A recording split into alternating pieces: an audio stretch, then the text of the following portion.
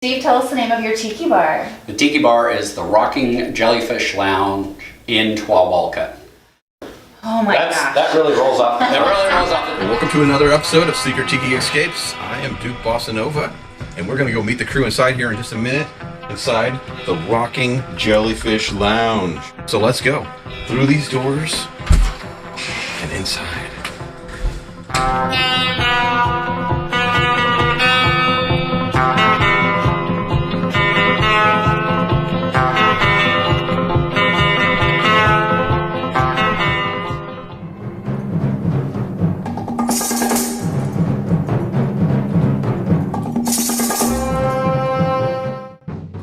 Well, we are inside the amazing Rocking Jellyfish Lounge today, guys, and we're just so excited to be here. We're gonna have an amazing time. We've got the Secret Tiki Escapes crew with us. All right, so let's check it out. That's my bulletin board for whatever.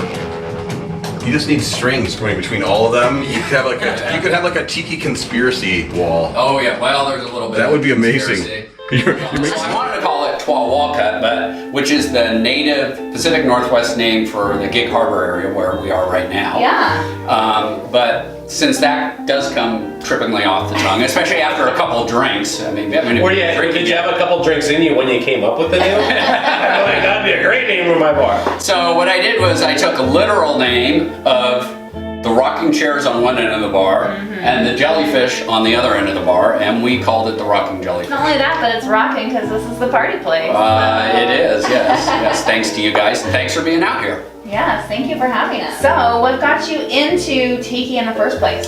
So, I like to say all the elements were there for a number of years. We've had a couple of really cool tiki shags. We had a few mugs. We used to go to Tiki Tea.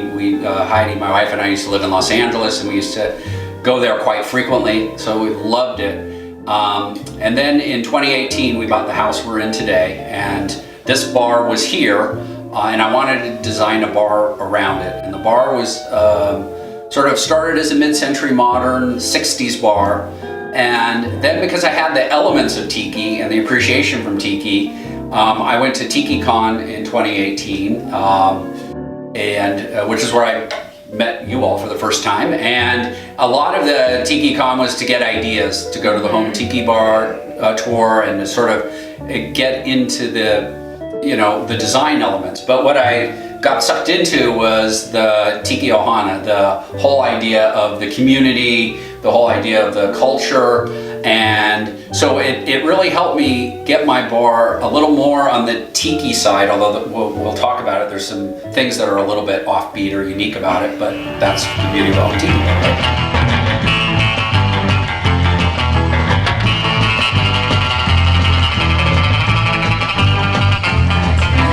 Welcome to the Rocking Jellyfish Lounge in Twawalka, Gig Harbor, Washington.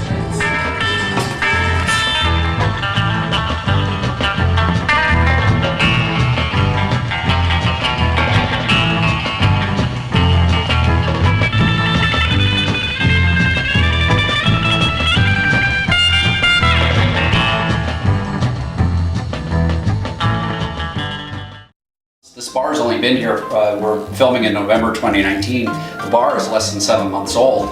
And it's hard to believe that because it feels like I've been a part of this and friends with you all for years. So now I remember you telling me about your bar, like, yeah, I'm putting my bar together, I'm going to be getting all the pieces in place, and once it's ready, I'll invite you over. And I'm like, yeah, all right, cool. And then finally the day came, and I was blown away. You did such a great job, and the thing that I love about your home bar is, to me, it's a combination of a tiki / mid-century modern type bar.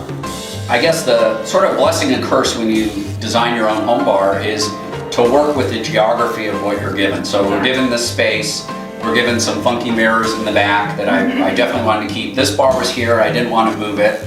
The blessing was our contractors, who were amazing guys. I was able to have them help me because I'm not as handy there, and to get a lot of the detail elements right. And they got into it. The senior contractor who manages his firm and hasn't done woodworking in years, but was inspired enough to burn wood and put these shelves together for me. So they took my design And I had 6 months in 2018 to play with the design, and they took it and it became a reality.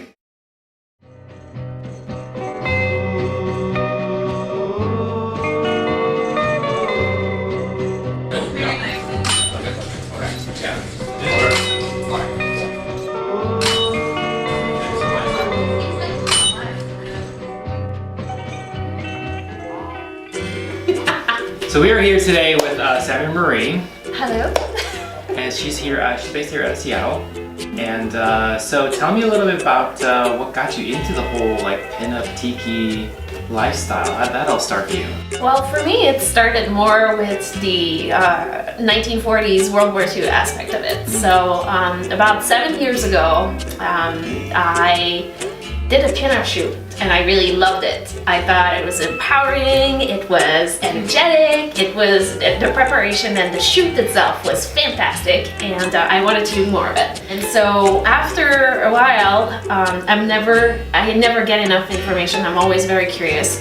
So I started looking into the history of pinup itself. And so I found out all of the culture and the history that came with World War II. You know, the girls that you take with you, you know, the girl at home that you take with you.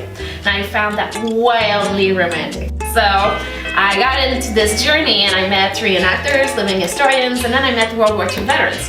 And I realized that they are pretty much the coolest people on earth. They really are. Yes, they are. Yeah. And from there, I just kind of devolved into part vintage, part World War II living history, and pinup as well. I like it.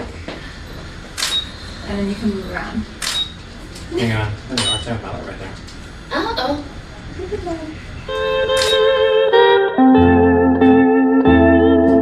The reason how I slid into tiki is in my passion for World War II history. Again! So, you know, during the 1940s, young men that were not exposed at all to, you know, the whole South Pacific vibe ends up in Australia. They end up on these mysterious islands. That's where tiki hits mainstream. They come back home, and then all of a sudden in the 1950s and the 1960s, they are bringing that flair into their decor. You know? So what is your like favorite tiki drink? The drink that is. Oh man, I love everything that has Rum in it? Banana, rum, coconut. No, I do. If someone can make a very mean zombie, I'm all about it. Yeah. I'm all about it. So you do a bit of a traveling around. So you just got back from Hawaii, right? I did. I went to see. You were in just Paris recently too, as well. Yes, I went. Yeah. So did you hit a tiki bar in Paris while you were there? I did. I went to the Dirty Dick, which is in the center of Paris. It was fabulous. Beautiful presentation in their drinks. You didn't bring anything back from that, did you? No, they were out of mugs. Story of my life. Every time I go to a tiki bar, they just ran out of mug and they ordered 3 a month. We need more mugs, people. At least you went to Dirty Dick's and didn't bring anything back. No. I didn't. So seeing that you've been to Paris, so you do speak French. I do. How did you know? I think it's the accent. I'm not sure. Perhaps. So where are you actually from? I know where you're from, but they do not. So where are you actually from? I am from Quebec, which is a small province about 3 times the size of Texas in Canada. So I grew up in speaking French. Yeah. And when did you come to the U.S. first? About 20 years ago now. Yeah. 20 years. Wow. Yeah, from Vermont to Chicago and then to Seattle. Oh, okay. So, yeah. Save the best for last. Yeah, I truly believe I'm a mermaid. And so I live in semi-aquatic environments very well. Yeah. Awesome.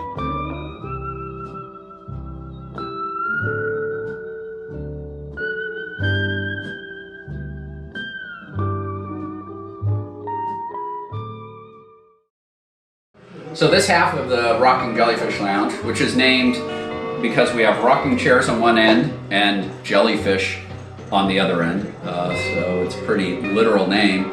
But this is the more jungle portion here.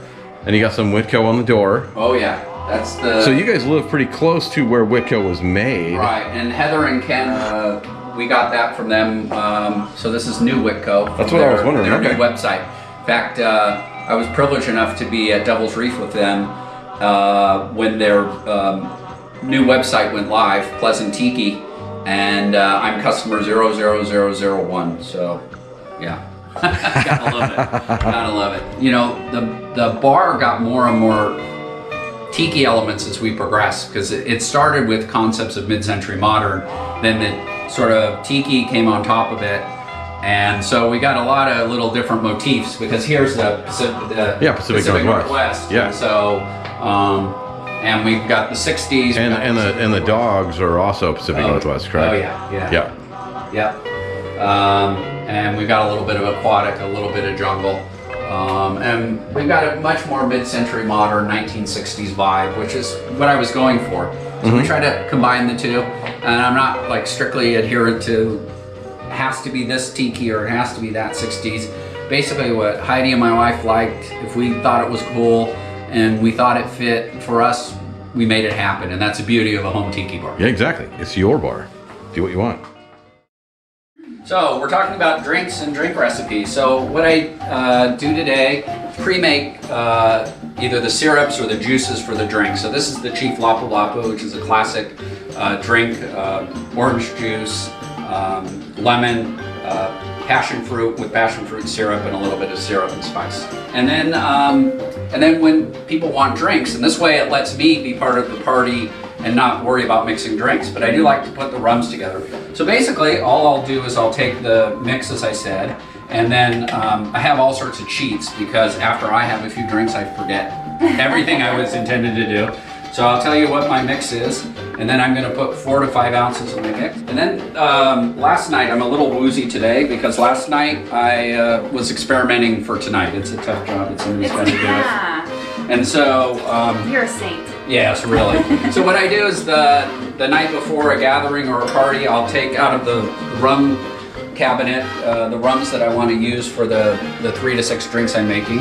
And for this one, we're gonna do, and it's pretty eccentric, but it tasted good last night, the Cana Brava, which is my favorite light one. A Plantation 3-star is excellent, but this is my favorite if you can find it.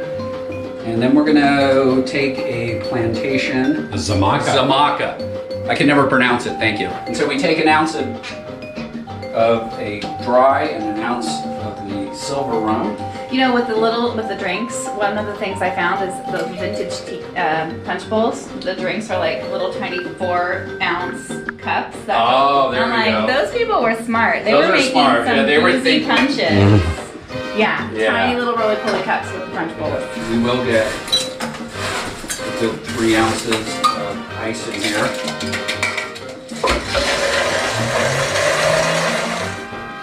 Now, Lola's the guinea pig because she's the guest, but also I think she's more kinder and gentler than Ray will be. I think you might be right. You hand me a drink. Oh, I know I'm right. And a Lapu Lapu, cheers. Okay, cheers, Lapu Lapu. Oh, that's really good. That's amazing. Yeah. There you go. Could you tell it like burned a little on the way down in that good rum way? Yeah, that's how you know it's a good drink. But the drink is lovely. It's well balanced. It is just the perfect amount of sweet. Perfect Great, amount thank you. of tart. The check's in the mail. Yeah. Yeah. I'll Here, take let it. me try. Okay. Ray doesn't need a stinking straw. Ew, yuck. No, this is incredible. This is actually very, very good. You know, the cool thing about Pacific Northwest, it's all about keeping things local. And what I love is that you do have elements of the Native Americans here, since the name of your bar. But then you actually have some Native American pieces. Yep. And all the glasses that are in that on your shelf are from the World's Fair. There's 62 62 Seattle and 64 Oh, New York. 64, yeah. Yeah, but 62 Seattle was, I had bought the glasses online from the 64 World's Fair some years ago. Again, because we love mid-century modern, and found the 62 later on from Seattle, and then that was just golden. So yeah, the idea was to have an area that is Pacific Northwest. What I like to say is I was going for a tiki and totem bar. fact, my dream is to someday get an authentic totem pole here if I can afford it. And the other thing too about putting together a home tiki bar is not only making sure you put your own spin on it, because as you could probably tell, I like lowbrow art, and when you see pictures and on my 40th birthday, Heidi put on a cake, one of my favorite sayings, nothing says class like a monkey with fez. So we truly live up to that. But one of the great things is about having a home tiki bar, or even tiki bars that are coming up around there, is the modern technology blending with the old. And the best example of that is lighting. Yeah. Yes. I mean, it is, although it was difficult to wire the lighting and get all the switches in the right place and all of that, but once they're in place, you can get, you know, string lights, LED lights, you can get all sorts of lights, some of them inexpensive, some expensive, and you can control them all on your phone, and you can do little effects and all of that, and that's a really cool thing. The good news is that there's a lot of, through the internet, a lot of ways to get cool things, whether it's mugs or modern lighting technology that you can use. The bad news is, because it's on the internet, it's harder and harder to go to that swap meet that no one else is going to be at and find that treasure trove of, you know, of tiki or 60s memorabilia. Yeah, so it's all on Etsy now. yeah, it is. So from all of us at Secret Tiki Escapes to all of you, Mahalo! Okay, bye! Bye! From all of us to all of you, like, there's a whole group out there, like, Yes. Do you want It's to like, say it? it's like, I see you, David. I see you, Jennifer. Okay. I see you. Go get him cocaine.